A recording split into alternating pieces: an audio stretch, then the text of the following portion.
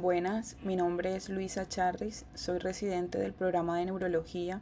El tema que corresponde es abordaje diagnóstico de las neuropatías periféricas. Dentro de la tabla de contenidos se encuentran los puntos que se van a tratar durante toda la charla, desde los objetivos, las generalidades, la semiología, el pronóstico y tratamiento y al final unas conclusiones. Dentro de los objetivos de esta magistral se encuentran identificar clínicamente las formas de neuropatías periféricas que pueden presentarse en la urgencia o en una consulta especializada, comprender la función de las pruebas de laboratorio y de electrodiagnóstico en la evaluación de las neuropatías periféricas, además de describir un enfoque algorítmico práctico para la evaluación inicial de un paciente con neuropatía periférica. A modo de introducción, la organización del sistema nervioso periférico incluye los nervios espinales, los nervios craneales y sus ganglios asociados, a excepción del nervio óptico y el bulbo olfatorio, que son prolongaciones encefálicas. Las enfermedades del sistema nervioso periférico van a adoptar un patrón de afectación clínico u otro dependiendo del componente estructural afectado. Entonces tenemos a las raíces nerviosas, que son nervios que se encuentran adheridos a la médula espinal. Podemos tener raíces nerviosas anteriores y raíces nerviosas posteriores. Las radiculopatías o la afectación de estas raíces son otra patología frecuente del sistema nervioso periférico y generalmente pueden deberse a la compresión mecánica de la raíz. Dentro de las otras estructuras se encuentran los ganglios, son estructuras formadas por los cuerpos de las neuronas, están en la parte del sistema nervioso periférico. Unos ejemplos de ellos tenemos los ganglios de la raíz dorsal o raíz posterior, los ganglios de los nervios craneales y de los ganglios autonómicos. Las enfermedades entonces que afecten a los ganglios se llaman ganglionopatías. Cuando hay afectación del plexo, se denominan plexopatías, son lesiones bien sea del plexo braquial o del plexo lumbosacro, son menos frecuentes y pueden deberse a traumatismos, lesiones por radioterapias o por infiltraciones, entre otras causas. De todas estas, la interés común en esta charla es la parte del nervio periférico, que son todas esas neuropatías periféricas que van a generar diferentes manifestaciones clínicas. Anatómicamente es importante identificar que los nervios periféricos son estructuras de sustancia blanca, cordones o redes que unen centros nerviosos a los distintos tejidos u órganos periféricos del organismo. Están constituidos por un reagrupamiento de fascículos que se componen de fibras nerviosas que son un conjunto de axones agrupados. Las fibras nerviosas y los fascículos tienen una disposición o una forma ondulada que les va a permitir su desplazamiento, y además la elasticidad y la resistencia a la compresión depende de la composición, que se encuentran rodeados por envolturas de tejido conjuntivo, entendiendo que la función normal de los nervios periféricos va a depender tanto de la integridad del axón como de la integridad de la vaina de mielina. Con relación al tejido conjuntivo tenemos el epineuro. Es relativamente grueso y se compone de modo parcial de tejido conjuntivo laxo y de vasos sanguíneos. Le proporciona al nervio su aspecto y consistencia parecidos a un cordón, lo que va a permitir separarlo de los tejidos circundantes.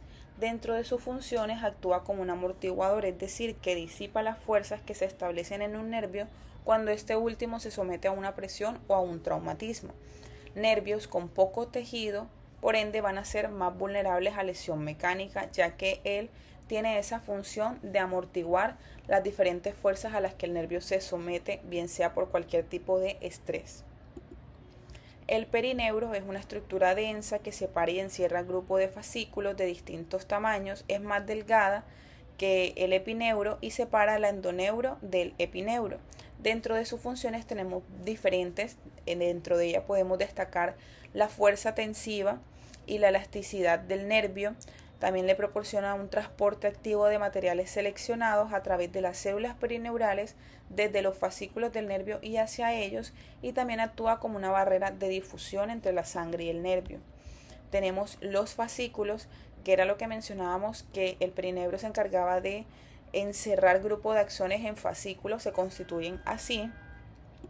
Tenemos el endoneuro, que es la vaina más interna del tejido conjuntivo, que reviste cada axón individual compuesta por fibras de colágeno, y la presión del líquido endoneural es ligeramente superior a la del epineuro circundante. Se cree que este gradiente de presión mínima ayuda a evitar la contaminación endoneural por sustancias tóxicas que quieran afectar la parte de los nervios. Entonces, dentro de su función, proporciona una vaina tubular protectora y resistente a los axones delicados.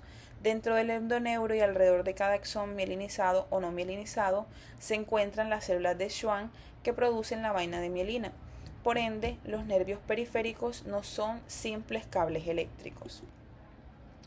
Con respecto al suministro vascular, el nervio periférico es una estructura bien vascularizada, irrigada por vasos que se originan en las grandes arterias y venas cercanas, y existen abundantes anastomosis entre los dos sistemas. La distribución se va a dar desde el centro hacia la periferia a través de los fascículos nerviosos. Entonces tenemos que va a estar formado por una arteriola transepineural. Esta arteriola finalmente lo que va a formar es a la arteria epineural, que tiene inervación simpática de tipo noradrenérgica. Cuando existe inflamación de los tejidos endoneurales, bien sea por compresión o por enfermedad autoinmune, es probable que estas arteriolas transepineurales se compriman y produzcan hipoxia en el nervio, comprometiendo el flujo sanguíneo. Entonces vamos a encontrar dos tipos de sistemas o suministros vasculares: el sistema extrínseco y el sistema intrínseco. Con respecto al suministro vascular externo, tenemos el plexo vascular epineural, predominantemente longitudinal.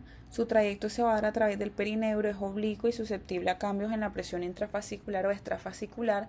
Está compuesto por un tipo de células endoteliales que van a tener unas uniones celulares abiertas, lo que va a permitir la difusión de diferentes moléculas hacia el interior del epineuro, pero no van a pasar a través del perineuro. Tenemos el sistema vascular del perineuro.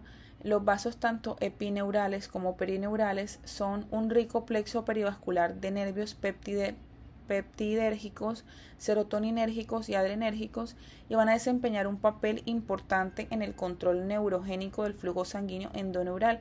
Por ende, si sufren edema, va a aumentar la presión endoneural y por consiguiente hipoxia.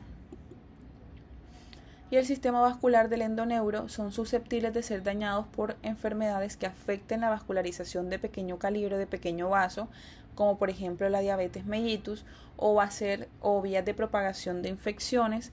En cuanto a su angioarquitectura, tienen uniones celulares estrechas, es decir, que tienen menor capacidad de intercambio de moléculas y tienen una capa de músculo liso poco desarrollada, lo que tienen una capacidad, o lo que los hace que tengan capacidad limitada para la autorregulación. La densidad de microvasos endoneurales varía significativamente a lo largo de todos los nervios periféricos. Con relación a la configuración interna de la fibra nerviosa, para entender las reacciones patológicas es importante conocer cómo está constituido internamente. Tenemos que el axón es una prolongación citoplasmática cuya membrana se llama axolema. Va a estar encargado de la formación, elongación, regeneración y el flujo axonal, y dentro de él intervienen 3 proteínas del citoesqueleto. Cualquier síntesis proteica va a provenir como tal del cuerpo celular, y en el axón es que se va a dar todo ese transporte de moléculas. Tenemos 3 proteínas, como son los neurofilamentos y los microtúbulos, que van a estar interconectados por puentes cruzados y van a tener como función el crecimiento y el transporte axonal. Por ende, si se secciona el axón, sería imposible que los organelos transmitieran su mensaje hacia la porción distal del axón. Tenemos los microfilamentos, que contienen polímeros de actina en las zonas en movimiento y en los anclajes de membrana, y le van a permitir la movilidad, el crecimiento axonal y la sinaptogénesis a este axón. Y los neurofilamentos a su vez también van a contribuir a la forma y diámetro del axón, y el diámetro del axón se va a correlacionar con la mielinización. Vamos a tener 2 tipos de transporte dentro del axón, que son el transporte anterógrado y el transporte retrógrado. El transporte anterógrado a su vez puede ser anterógrado rápido, que va a estar constituido por una molécula cinesina que suministra la fuerza motriz para impulsar los organelos a lo largo de los microtúbulos, y el transporte anterógrado lento. El transporte retrógrado es más rápido, va a estar constituido por una proteína que es la dineína y su función va a ser el reciclamiento de proteínas y neurotransmisores. Por ende, si hay daño, la señal del pericarión se va a intensificar para aumentar la actividad metabólica y por ende permitir la liberación de moléculas por medio del transporte retrógrado para la estabilización del daño axonal. Continuando con la configuración de la fibra nerviosa, la configuración externa va a estar dada por la mielina, que es un complejo de proteofosfolípidos que se forman con muchas capas dobles concéntricas de membranas celulares de célula de Schwann con una relación 1 a 1, y cuando existe una célula de Schwann mielinizando más de 2 axones se denomina brote axónico y eso nos hace pensar que hubo una degeneración axónica previa.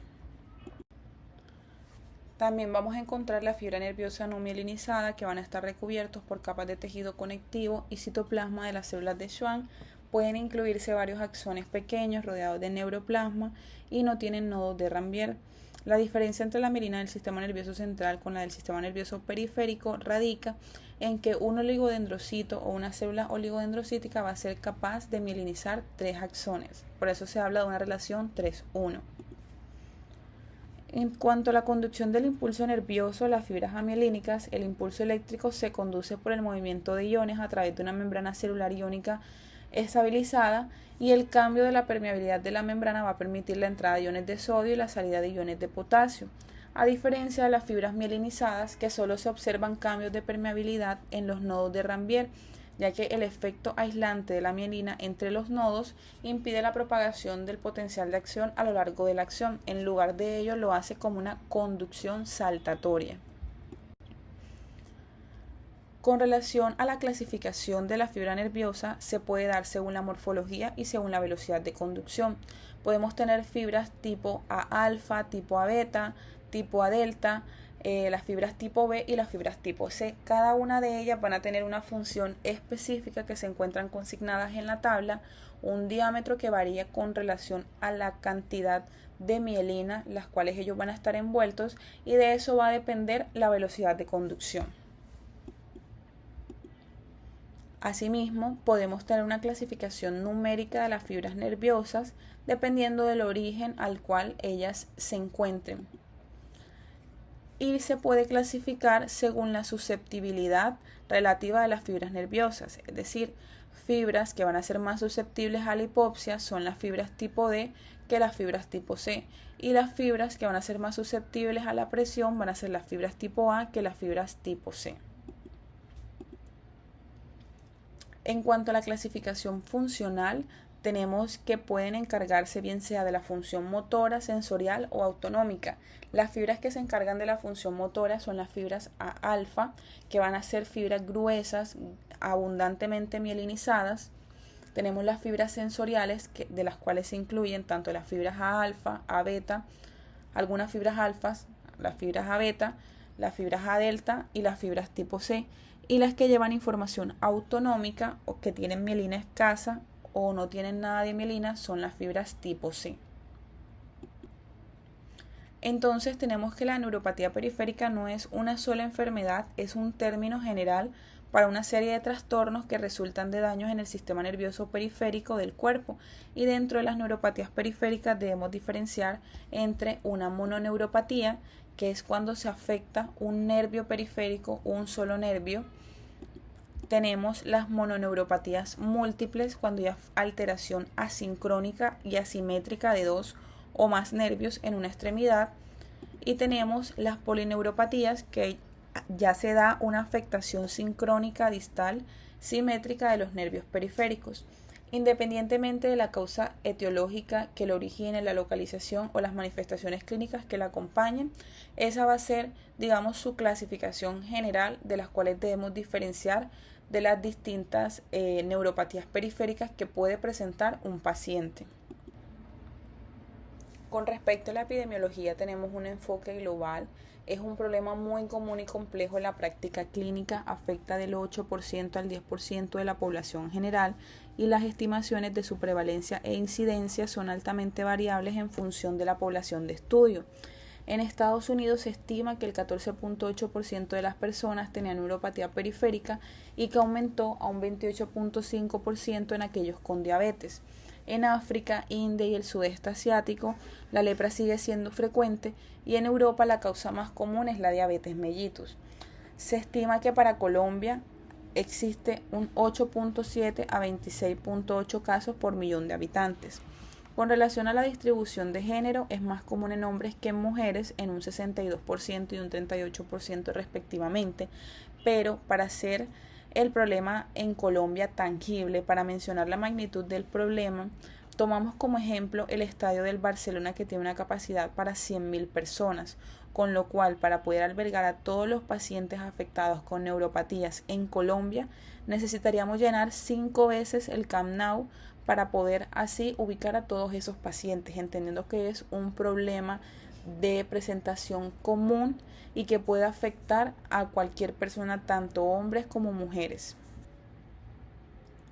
Con relación a la edad y al tipo de compromiso, la incidencia y la prevalencia en general aumenta con la edad en un 24% en personas mayores de 55 años y en un 30% en mayores de 80 años. De acuerdo al tipo de compromiso, se afectan con mayor frecuencia las neuropatías periféricas simétricas de tipo axonal en un 80% y las neuropatías de fibras grandes en un 26%.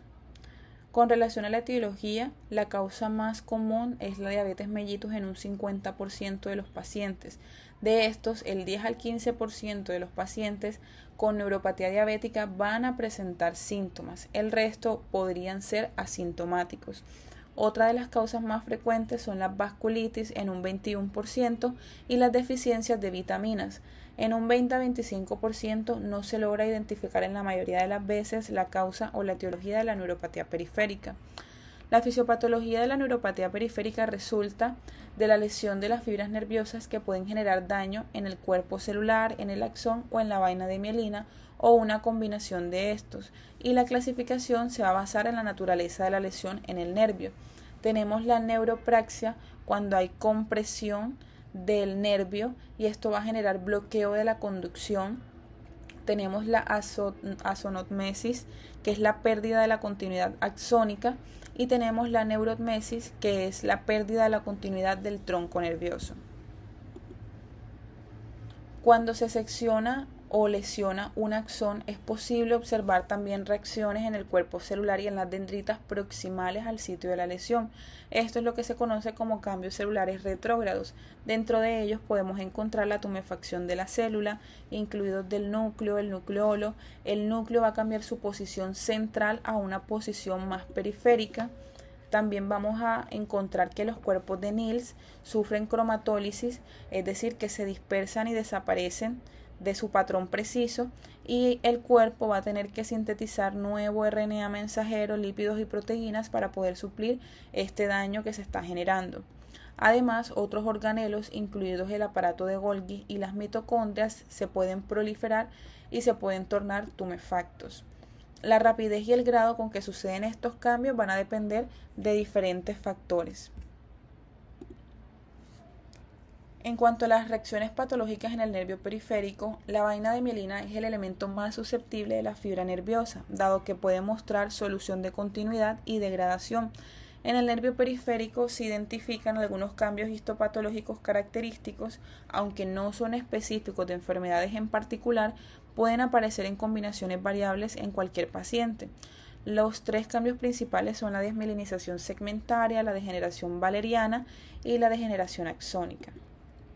En cuanto a la desmielinización segmentaria, que afecta a la mielina, se va a producir una desaparición de la vaina de mielina en segmentos de longitud variable delimitados en cada extremo por un lado de un nodo de Ranvier y va a exponer a los segmentos largos del axón. La vaina de mielina va a comenzar a fragmentarse y disolverse y va a haber la participación de los macrófagos. La recuperación en estos casos va a ser más rápida porque el axón va a estar intacto, simplemente está desnudo y necesita solamente remielinizar. ¿En qué patologías podemos encontrar este tipo de afectación. Pues en el 6DP se presenta un patrón de cabeza de cebolla, que es un arco de células de Schwann sobre otro superpuesto típico de que se ha sufrido un proceso de remilinización. Aquí vemos la desmielinización segmentaria. La degeneración valeriana es cuando ya se afecta tanto el axón como la vaina de mielina. En un elemento común se va a dar en sentido proximal a distal al sitio de la pérdida de continuidad y podemos encontrar cromatólisis central. Se va a dar algo que se conoce como desvitalización anterógrada. La mielina se va a desintegrar en bloques u ovoides en los cuales están fragmentados también los axones, y los fragmentos de mielina también van a ser fagocitados o transformados por la acción de los macrófagos. El axón, como va a estar desprovisto de su continuidad, comienza a degenerarse en el transcurso de 12 horas y los macrófagos también van a fagocitar porciones del axón. Y en cuanto a la degeneración axónica, la afectación se va a dar desde el sitio más distal hasta el más proximal. Solo un brote axónico desarrolla su diámetro y vaina apropiada, los otros se van a degenerar en 2 o 3 semanas, y esto va a depender del papel de la actividad regenerativa que juega al momento de presentarse todo este complejo de degeneración axónica. El axón genera un entorno que le va a permitir a la célula de Schwann, en este caso, conservar su integridad de la vaina de mielina para que no se vea afectada. Por ende, aquí la recuperación va a ser más lenta, va a tomar desde meses hasta un año, y los pacientes pueden presentar atrofia. Los principales elementos celulares y moleculares que contribuyen al nuevo crecimiento del axón, tanto periférico y la reinervación de estructuras dianas, son las células de Schwann, los macrófagos, que van a eliminar los restos de la degeneración tanto del axón como la mielina. Y tenemos que las células de Schwann van a ser importantes en este proceso porque una vez que los macrófagos han eliminado los restos del muñón periférico en degeneración, las células de Schwann proliferan y expresan diferentes tipos de moléculas de adhesión sobre su superficie, secretan neurotrofinas y otras moléculas de señalización que van a promover el crecimiento. En paralelo, la neurona del axón en regeneración también va a expresar genes que van a restablecer todo completo ese estado de crecimiento. Vamos a tener que se va a dar la formación del puente del nervio compuesto por una matriz que va a ir vascularizando y va a generar la formación de lo que se conocen como las bandas de Banner, que resultan de células de Schwann migrando coordinadamente para que permitiendo que los axones vuelvan a crecer formando un puente a través del muñón distal, estas bandas, y así permitir el desplazamiento de las células de Schwann para que se pueda dar el proceso de regeneración completo. Por ende, las células de Schwann desempeñan un papel dominante al asegurar el medio celular y molecular apropiado para que se dé todo el proceso de regeneración después de la lesión. Por lo tanto, estas células de Schwann son componentes van a ser esos componentes disponibles para estimular y guiar la regeneración. Aquí tenemos cómo se va a dar todo ese proceso de recuperación del nervio periférico, cuáles son las moléculas, las neurotrofinas que participan. Dentro de ellas tenemos el factor de crecimiento nervioso, los componentes del citoesqueleto que van a ser encargados de dar todo este proceso, y el transporte axónico anterógrado, que es el que va a participar para todo el proceso de regeneración del nervio periférico. Tenemos que diferentes enfermedades pueden manifestarse en el sistema nervioso periférico. De manera útil podemos dividir al sistema nervioso periférico en sus componentes microanatómicos, debido a que diferentes enfermedades tienden a afectar varios subsistemas, y un estudio patológico junto con la historia clínica adecuada nos van a ayudar a limitar el diagnóstico diferencial. Por ejemplo, tenemos que la sarcoidosis tiene muchos patrones de neuropatía, al igual que la diabetes, y hay que tener eso claro al momento de buscar diagnósticos diferenciales. Tenemos que causas infecciosas pueden afectar desde el axón hasta la célula de Schwann, la vaina de mielina y la vasculatura, a diferencia de las causas autoinmunes que de pronto se pueden centrar más hacia la parte del axón y las células de Schwann, pero si nos damos cuenta, todas ellas pueden tener diferentes afectaciones a lo largo del sistema nervioso periférico, generando o dando la formación de diferentes presentaciones o manifestaciones clínicas. En cuanto a los cambios patológicos específicos de las neuropatías periféricas, tenemos a la neuropatía diabética, que se han identificado cambios patológicos especiales cuya naturaleza no es específicamente nerviosa y que caracteriza a alguna enfermedad del sistema nervioso periférico. Por ende, estos nervios van a ser susceptibles a una variedad de factores inflamatorios, tóxicos, metabólicos e infecciosos. En cuanto a la neuropatía diabética, incluye daño microvascular a lo largo de la fibra nerviosa con reducción del flujo sanguíneo endoneural, pero también va a ocasionar estrés oxidativo con sobreproducción de diferentes moléculas que van a generar disfunción mitocondrial a nivel del soma, generando todo lo que está relacionado con el transporte axonal de nutrientes y la capacidad para mantener las regiones axonales más distales. Todo ello desemboca en una mayor afectación de las terminales de los axones tanto sensitivos como motores, generando pues alteración y formación de diferentes manifestaciones, entre ellas la más común en la neuropatía periférica, el patrón de guante y calcetín. Tenemos además que la metabolización del exceso de glucosa la convierte parcialmente en sorbitol, que aumenta el estrés oxidativo y especialmente en los nervios periféricos y en la retina, donde se va a producir un aumento de la osmolaridad celular y una peroxidación de los lípidos de la membrana. Por ende, tener en cuenta que una vez se aumente el sorbitol, también se aumenta con él el estrés oxidativo, aumenta la osmolaridad celular, aumenta el daño a nivel de la membrana celular de los nervios, generando procesos de isquemia e hipoxia.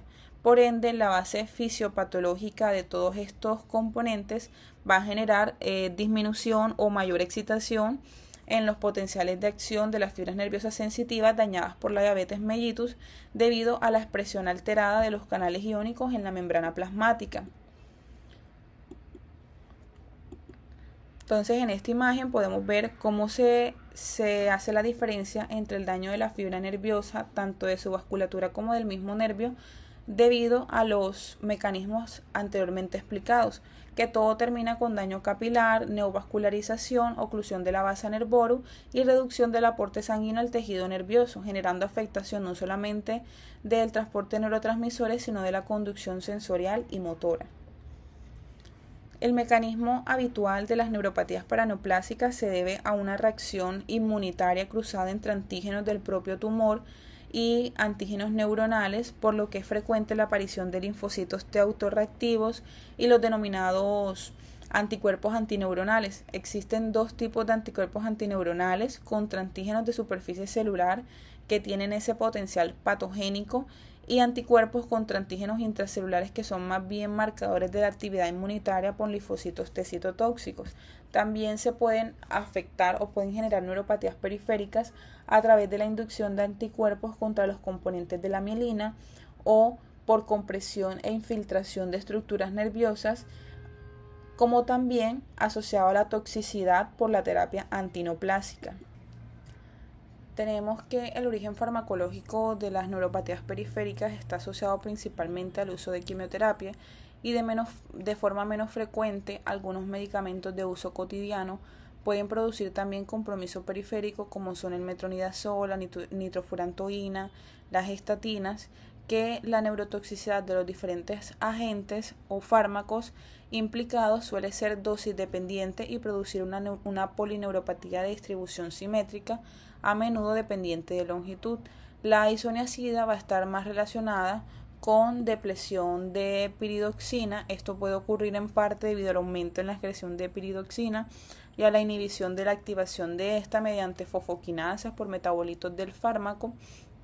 Además, también se puede afectar o generar neuropatías periféricas por afectación del complejo de microtúbulos, que como sabemos sirven para transportar neurotransmisores y nutrientes generados en el soma a través o a lo largo de los axones hasta sus terminaciones. Entonces se compromete toda esa dinámica de elongación de la tubulina con dificultad para su replicación. Además, también se puede presentar afectación del transporte axonal dependiente de ATP. En esta tablita se encuentran consignados los diferentes fármacos que pueden causar toxicidad generando neuropatías periféricas, bien sea afectando desde la parte axonal, de la parte de la mielina o que tengan predilección por el ganglio de la raíz dorsal. Ya entrando al componente del abordaje diagnóstico, se necesita una anamnesis y una exploración minuciosa, ya que estas constituyen los pilares de este proceso. El diagnóstico es fundamentalmente clínico y para ello es necesario el interrogatorio dirigido. Indagar acerca de datos personales, la ocupación del paciente, si ha estado expuesto o no a sustancias tóxicas, la evolución de la enfermedad para determinar la temporalidad y la presentación de los síntomas. En cuanto a la revisión por sistemas, indagar acerca de infecciones previas o síntomas previos que nos orienten hacia una etiología en particular. En cuanto a los antecedentes patológicos, si tiene alguna patología de importancia, antecedentes farmacológicos, ya que cierto uso de medicamentos puede bloquear la liberación de sustancias que generen afectación o presentación de neuropatías periféricas. Por ejemplo, se cree que el uso de medicamentos de bloqueadores del ácido gástrico, los inhibidores de la bomba de protones, pueden prohibir la liberación de cobalamina de las proteínas de los alimentos, ya que ésta requiere un medio ácido para su liberación. Antecedentes quirúrgicos como las cirugías bariátricas, antecedentes familiares tóxicos y hábitos alimenticios, pacientes que son sometidos a dietas estrictas o dietas vegetarianas que también puede generar depresión de vitaminas y con esto presentación de tipos de neuropatías periféricas. Con respecto a la exploración física, es importante determinar los signos vitales, evaluar los anexos de la piel en busca de características que nos orienten hacia una patología sistémica, para así, luego de haber recopilado toda esta información, determinar si la lesión se localiza en el sistema nervioso central o en el sistema nervioso periférico. En cuanto a los síntomas que vamos a sospecharla, el patrón de déficits sensoriales y motores puede ayudarnos a distinguir las diferentes lesiones tanto periféricas como centrales. Los síntomas se van a manifestar según el tipo de fibra nerviosa comprometida. El dolor neuropático es uno de los síntomas más incapacitantes para estos pacientes. Ocurre alrededor del 40 al 60% de los casos de pacientes con neuropatía periférica. Tenemos entonces síntomas sensitivos, síntomas motores y síntomas autonómicos. Dentro de ellos tenemos síntomas sensitivos cuando hay afectación de gran calibre o de pequeño calibre. Cuando hay afectación de fibras de gran calibre, vamos a encontrar manifestaciones sensitivas relacionadas con la vibración, la sensibilidad posicional o la propiocepción. Cuando hay afectación de fibras de pequeño calibre, las manifestaciones comunes van a ser el dolor neuropático, alteraciones en la temperatura, picazón, hinchazón o en algunos casos enrojecimiento. Dentro de los síntomas positivos sensitivos tenemos las parestesias, las disestesias, el dolor neuropático, quemante o urente, la picazón o el hormigueo. Y dentro de los síntomas negativos podemos tener deterioro de la marcha, la dificultad para diferenciar entre el frío y el calor, el entumecimiento, y las polineuropatías se afectan con mayor frecuencia las fibras gruesas mielinizadas. El examen sensorial debe abordarse teniendo en cuenta la anatomía de los nervios periféricos y los diferentes tipos de patrones de enfermedad. Se puede dividir la evaluación en afectación de fibras pequeñas y fibras grandes. Para evaluar las fibras pequeñas lo podemos hacer mediante la evaluación de la sensibilidad termoalgésica y de la sensibilidad táctil. Para la evaluación de la función de las fibras grandes lo podemos hacer a través de la exploración de la vibración, de la posición o de la propiocepción de las articulaciones y de los reflejos. Y con esto pues ya hemos abarcado una parte importante en cuanto a la presentación o a las manifestaciones que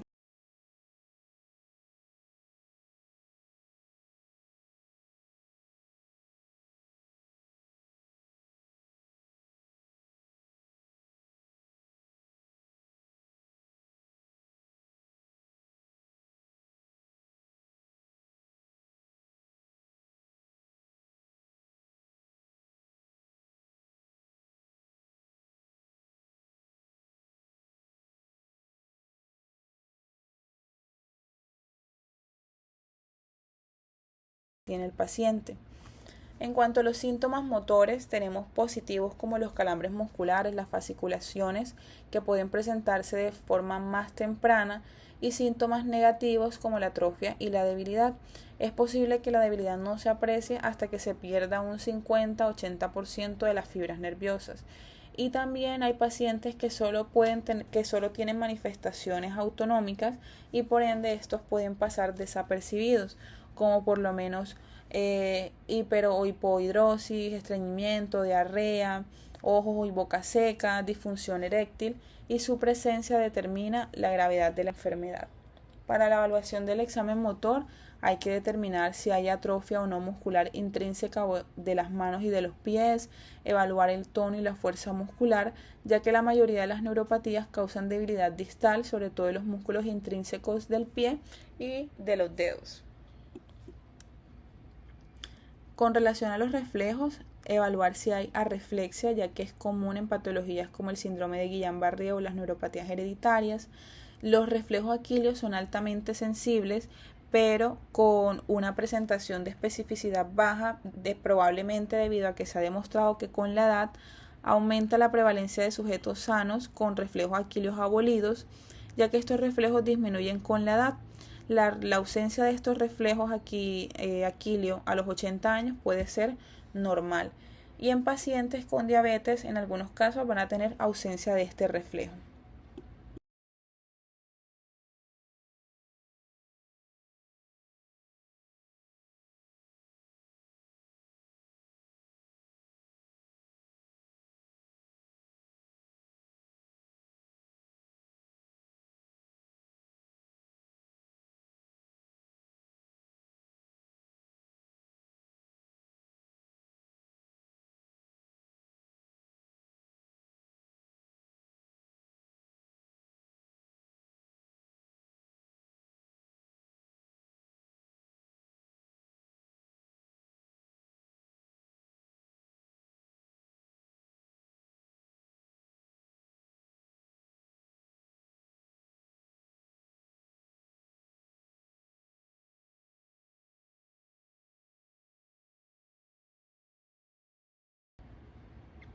Las neuropatías periféricas de manera general se pueden clasificar según diferentes formas de presentación.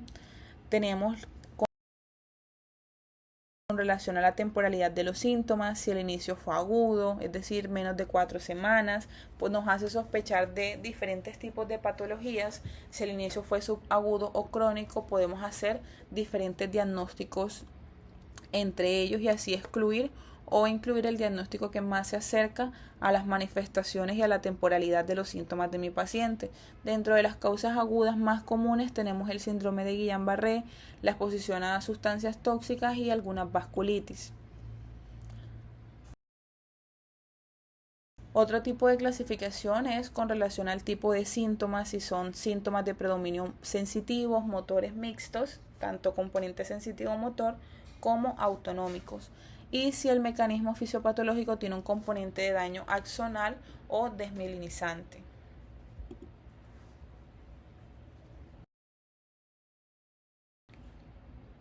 También se puede clasificar de acuerdo al diámetro de las fibras nerviosas. Tenemos fibras nerviosas de gran y de pequeño calibre.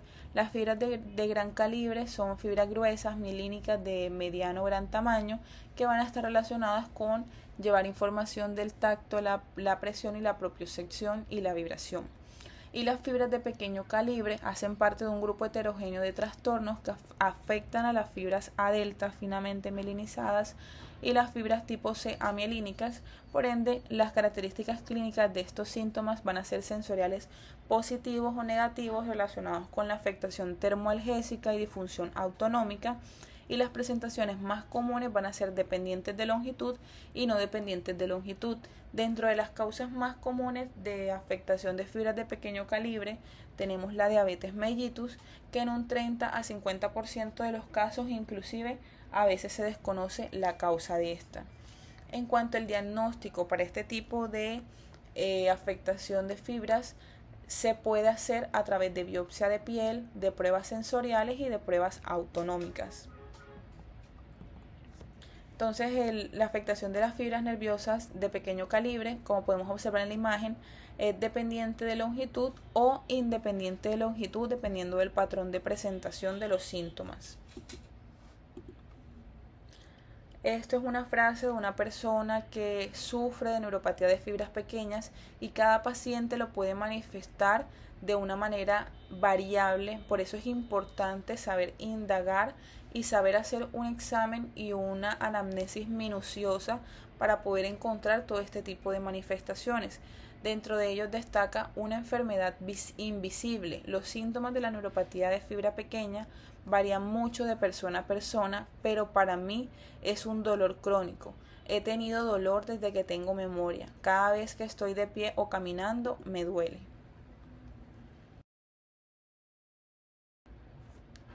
Y con la distribución o localización anatómica ya es una clasificación más específica.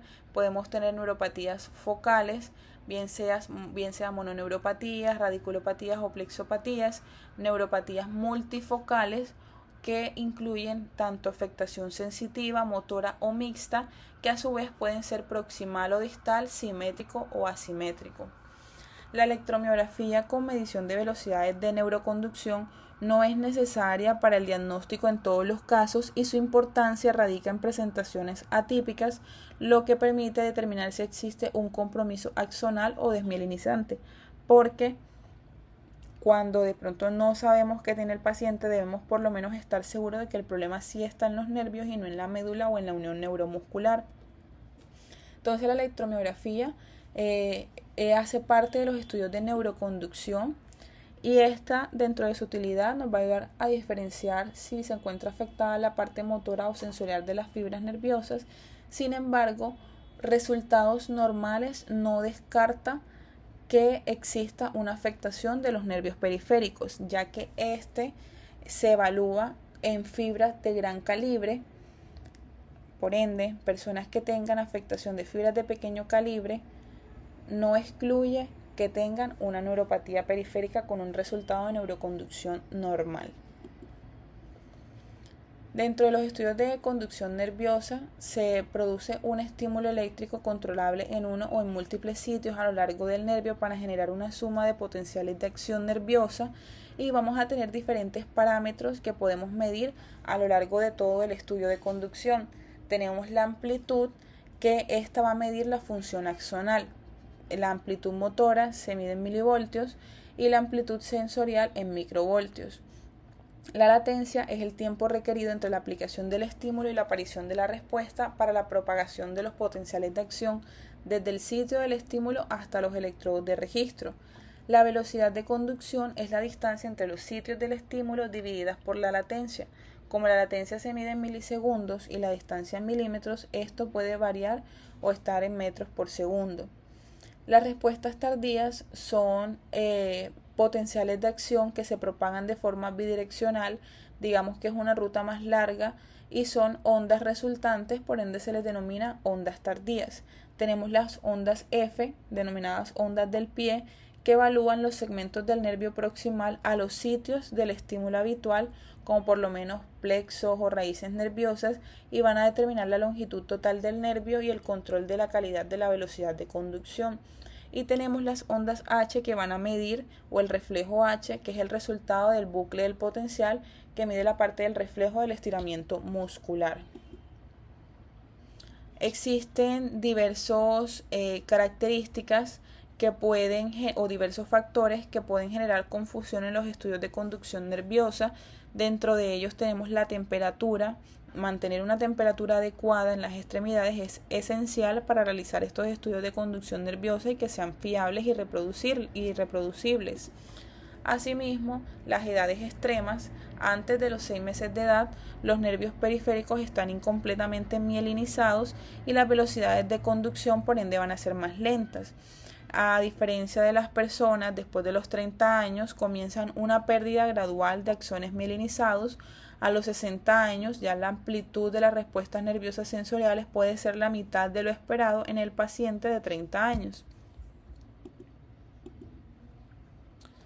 Por ende, en cuanto a la interpretación, lesiones que afecten predominantemente al axón van a tener reducción de las amplitudes de respuesta, podemos encontrar bloqueo de conducción de los axones motores con una amplitud de potenciales de acciones motoras reducidas en un 20% o más, y en los axones sensoriales una reducción del 50%.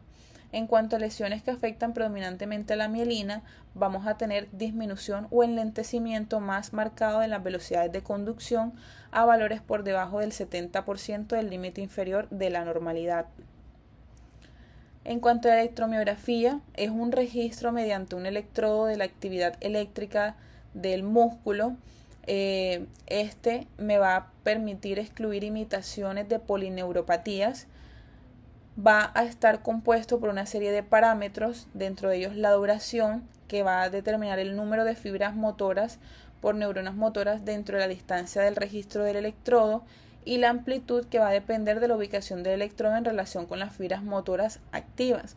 Esto me va a dar diferentes tipos de patrones que, dependiendo de dónde se dé o dónde esté la lesión o la afectación, así va a ser la interpretación o la respuesta a este estímulo. Podemos tener reinervación, denervación, una evolución lenta, un daño axonal o inclusive una lesión crónica. Ya entrando como tal a la clasificación, tenemos que dentro de las neuropatías focales vamos a incluir las mononeuropatías, que es cuando hay compromiso de un solo nervio y se puede dar por sitios específicos de atrapamiento, regiones donde los nervios están relativamente desprotegidos o susceptibles de comprimirse. Se pueden clasificar en mononeuropatías agudas por etiologías traumáticas o isquémicas y mononeuropatías crónicas por etiología hereditaria, como la neuropatía hereditaria con susceptibilidad a la parálisis por presión, que es de tipo autosómica dominante por una mutación en el gen PMP22 que se encarga de la producción de la mielina. Por ende, un resultado defectuoso lo va a hacer susceptible esa estructura, como va a tener poca producción de mielina, va a ser susceptible a la compresión y a la presión. Otras etiologías por compresión en localizaciones anatómicas más frecuentes son las del nervio mediano por el síndrome del túnel carpiano, la del nervio cubital, radial o peroneo, y menos frecuentes la femorocutánea, obturadora, el tibial posterior y el plantar interdigital. Según el tipo de síntomas que afecten tanto la extremidad superior e inferior, podemos tener síndromes motores puros, sensoriales puros o mixtos. Dentro de los mixtos, el más común es la afectación del nervio mediano, el nervio cubital. Dentro de las mononeuropatías más comunes tenemos la del nervio mediano. El lugar de atrapamiento más frecuente es el túnel del carpo. Dentro de sus manifestaciones vamos a tener síntomas típicos como atrofia tenar, debilidad para la abducción y oposición del pulgar y parestesias en cara palmar de los dedos. Va a tener unos signos semiológicos característicos con una sensibilidad del 60% y una especificidad del 80%. Dentro de ellos está el signo de Tinel, que son parestesias en los dedos a la percusión del recorrido del nervio mediano. Y podemos encontrar la evaluación de estos diferentes signos que van a ser sugestivos del compromiso del túnel. Con relación a las neuropatías por atrapamientos más frecuentes del miembro inferior, afecta al nervio femorocutáneo lateral y es conocido como meralgia parestésica.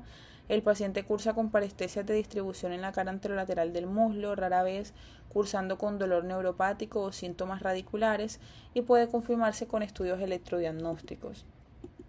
En esta tabla podemos encontrar consignados los diferentes nervios y su distribución en los sitios de atrapamiento más comunes. Otra de las neuropatías focales tenemos las radiculopatías. Existen alrededor de 31 pares de raíces nerviosas.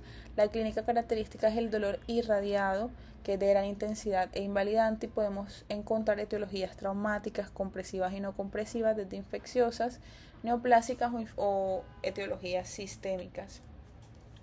Dentro de las plexopatías, la etiología más común es la compresiva, bien sea por afectación del tronco superior con debilidad para la separación del brazo, la flexión del codo, la rotación interna del brazo, o también afectación del tronco inferior con debilidad para la flexión de la cadera o extensión de la rodilla. Este va a ser nuestro punto de partida de este componente, es importante destacar que tanto la diabetes como la sarcoidosis y el VIH pueden desarrollar muchos patrones de neuropatías. Otras causas como tumores, linfomas y sarcoidosis pueden infiltrar múltiples plexos, nervios, raíces y ocasionar síntomas, pero ya estos más de presentación crónica. Las neuropatías multifocales entonces se pueden clasificar o subdividir en los síntomas sensitivos, motores o mixtos, una distribución distal, proximal o distal, o dependiendo de si el patrón es simétrico o asimétrico. Y cada uno de ellos nos va a orientar hacia una etiología en particular o una etiología específica. En amarillo se encuentran resaltados los diagnósticos diferenciales que se pueden realizar de acuerdo a los tipos de manifestación. Dentro de ellas, las miopatías son uno de los diagnósticos principales de las neuropatías multifocales de predominio de síntomas motores con distribución distal simétrica.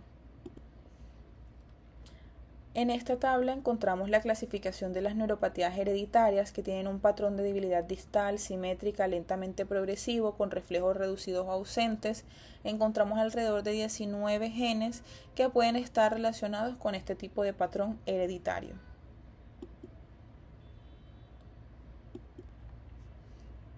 Dentro de las neuropatías multifocales, una de las causas comunes es la mononeuritis múltiple. Esta es independiente de longitud, puede afectar de manera parcheada 2 o más nervios con una forma de distribución asimétrica, sincrónica, separados de manifestaciones sensoriomotoras. Una característica principal es que no se da por afectación en sitios de nervios de atrapamiento. Y un ejemplo de esto es que se afecte el nervio mediano derecho y el nervio femoral izquierdo. También se puede clasificar bien sea el patrón electromiográfico, si es axonal o desmielinizante.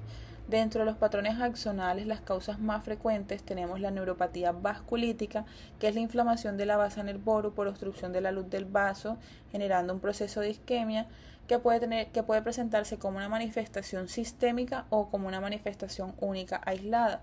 Dentro de los síntomas, los pacientes pueden presentar dolor, disestesias, el cuadro es progresivo y el diagnóstico principal se da a través de la biopsia del nervio periférico. Dentro de los patrones desmielinizantes tenemos causas infecciosas comunes como son el VIH y la lepra, y se pueden clasificar o subdividir en manifestaciones motoras o sensitivo-motoras. Dentro de las manifestaciones motoras encontramos la neuropatía motora multifocal, que es una etiología autoinmune de debilidad muscular lentamente progresiva asimétrica de predominio distal, junto con atrofia y a veces fasciculaciones. Dentro de las manifestaciones sensitivo-motoras tenemos la neuropatía sensitivo-motora desmielinizante multifocal adquirida, que es una variante de la 6DP. Aquí tenemos un ejemplo de las causas de la mononeuritis múltiple dependiendo de el vaso afectado, si hay compromiso de gran, mediano o pequeño vaso.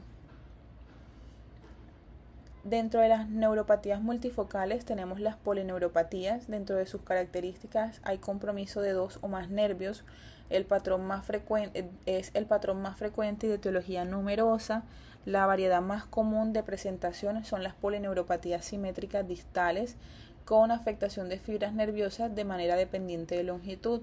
Las manifestaciones clínicas pueden ser sensoriales, motoras o autonómicas. Dentro de la pérdida sensorial, la mayoría comienza en los pies.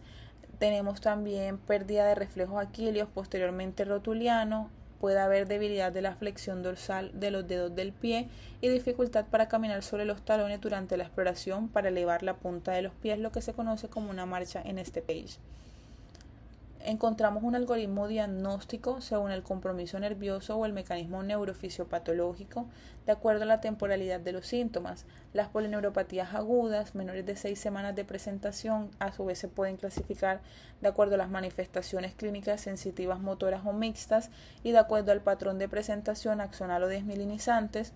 Y como vemos, el VIH y la diabetes son de las causas más comunes de diferentes patrones de neuropatías periféricas. La causa, más común de presentación de polineuropatía aguda, menor de 6 semanas, sensitivo-motora, de compromiso axonal son la mayoría de los tóxicos y causas por afectación nutricional.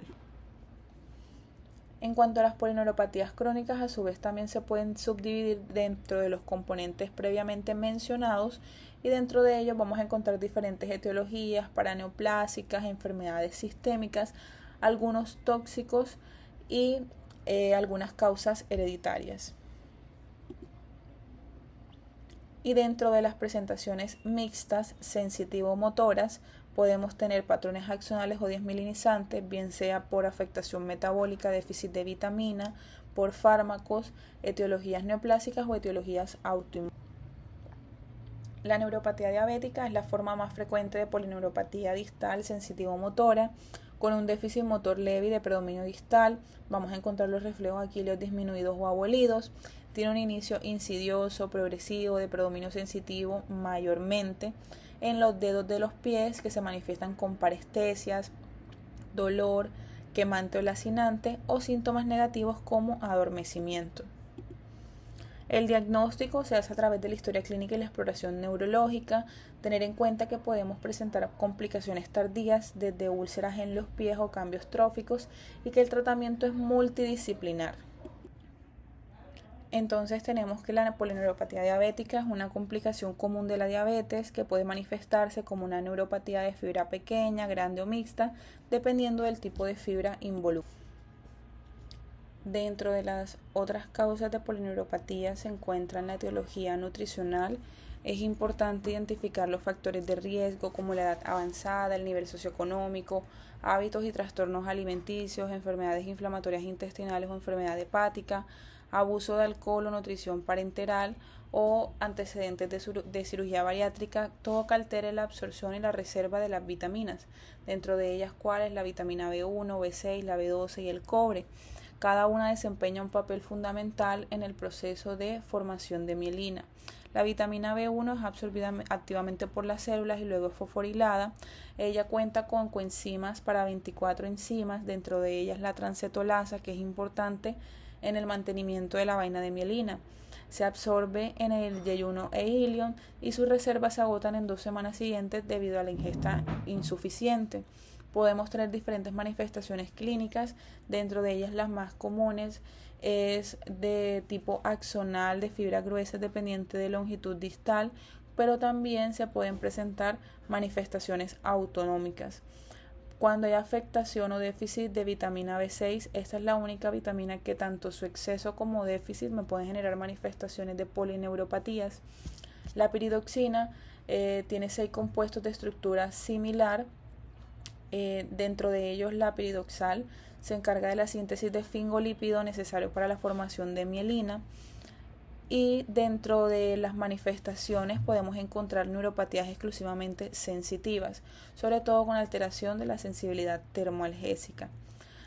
La vitamina B12, cianocobalamina, ella está relacionada con la formación de la mielina. En cuanto a su absorción, se da a través del factor intrínseco en las células parietales del estómago, y su déficit puede generar neuropatías motoras axonales por afectación de fibras gruesas. Podemos tener pérdida de la vibración, de la propiocepción y en algunos casos reflejos aquíleos abolidos. En cuanto al cobre, es necesario para el transporte celular, metabolismo oxidativo, la biosíntesis de neurotransmisores y el mantenimiento estructural del sistema nervioso. Su absorción se da en el estómago y en el duodeno proximal, y su déficit está relacionado con lo que son las mieloneuropatías axonales mixtas.